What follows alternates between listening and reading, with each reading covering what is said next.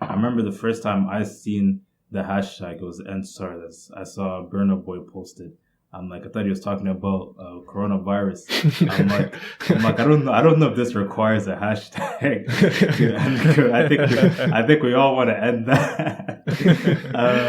But also at the back of my head, I was like, well, maybe it's also the fact that, because I remember when coronavirus first started, a lot of countries in Africa, they weren't really affected as much as obviously the countries in the West and etc. And I remember for a lot of people in the West, they were like, yo, why is Africa so, coronavirus free in a sense, whether it was Congo and etc. And during that time, you had, I believe, like talks about potentially testing vaccines in Congo. I remember I was talking to my mom a lot about it. So I'm like, okay, that could be another, maybe that's what maybe it is. But obviously, learning about it, talking to you about it, it's way more than that. So can you kind of tell us a bit, like, what is SARS?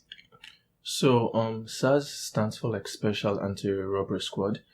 It's kind of a segment in like the Nigerian police force, and it was made in 1992 by a member of the force. And the point of this was to prevent things like looting, armed robberies, kidnapping. There's this thing where people kind of kidnap cattle also from people who kind of practice that kind of farming where you move your livestock around, and that was becoming rampant too.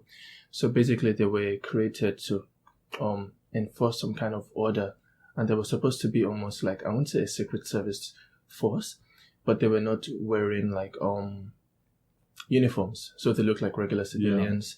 Their cars were regular. Their cars didn't have plate number, or it had a covered plate number, so they were meant to just look like regular civilians and just perform their duties secretly and fight against chaos and robbery. But that wasn't the case. And things, even like right from the start, they had just been doing, certain individuals would do things differently. And so there were killings, even right from 2010, where they'd kind of kidnap people and kind of torture them. And then around 2016, 2017, people were protesting SARS. And then it happened every year, but it wasn't at this scale, yeah. And that was because, it's hard to see why it happened, but that was just the case. There wasn't just attention on it. And I'm assuming with all the COVID and everyone being indoors, being more open to the media, and everyone saw the danger of this year, they took it serious. So there was the large protest. Yeah, because that's what I remember. The first thing I asked you was like, is this something new, or is this something that's always been happening and it was kind of just kept low key? Because we know, like, obviously a bus from Congo. My parents are Congolese, and they talk to us about these issues all the time, and they never are in national news or anything. So in my head, when I came to ask you, I was just wondering, I'm like, is this something new, or has this always been happening? So what would you say to that? Is this like a new, what's happening right now? I won't say it's new. I don't even think, I think they've been deviants. They've been doing, crimes since they were created, but just the coverage of what they were doing probably wasn't out there. People were not using their phones. We should also know that the media in mainly around Africa sometimes is hugely controlled by the government, and so the government can control what is being put forward out. So even during the protest, as large as it was, certain news stations were not covering the protest until it reached like a very huge scale, and it became like on CNN and the rest of that. That was when local media began to cover it. Instead, they were covering like random silly things that were happening in the country. And so SARS has been around. I think in 2010, Amnesty International actually filed a complaint against them for human rights abuse. But it wasn't out there in the news again. Just the government suppressing the news. And it happened again 2017, 18, 19, and then this year, it's out there. So it's a very, very corrupt, uncontrolled sect of the police force in Nigeria. Yeah, and so as you were talking about SARS as being just one part of the police force, like how is the rest of the police force? Because obviously, as I was drawn to this movement as well, just in terms of like recognizing what people are talking about, like at first people were talking about SARS, and then as we'll get into it, and like the government has responded to some demands, people are shifting to like just the police brutality in general. So could you talk to us about a little bit talk to us about just like the police force in Nigeria? And I just want to contextualize this because obviously I'm from Congo, and we know that, in many African countries, the police forces are corrupted. And I remember there was like an article in The Economist that was evaluating how much money like just like the police forces make, and most of their like the salary, I guess you could say it, like their income, most of it came from just like bribes instead of like their salaries. So could you talk to us about the general police force and how you can contrast it with SARS, if there's any contrast to be made? I don't think there's any contrast to be made. In fact, I think SARS is, and I told some friends this very early in the protest, SARS is a fruit from a tree, and the tree is the government, the system. It is entirely corrupt. And so while it was good to protest SARS, if SARS is done away with, there are still problems, like the tree can still be a bad fruit. And so when you look at the police force, you have like the IGP, who is like the head, and then you have so we have 36 states in Nigeria, and then you have commissioners in each of those states who are like under the control of the IGP, and then the IGP has like a deputy. And so what happens is the IGP gives almost like the supreme law, and then those states usually they kind of try to control the sect within their place. So they have some control, but most of the autonomy lies within the head of the entire police force. But under the police, you have other things, like you have so much law enforcement. You have things like, so they are called road safety, and so their job is to control traffic and ensure people are following the speed limit. They don't do that because they don't even follow the speed limit themselves. They break all the rules.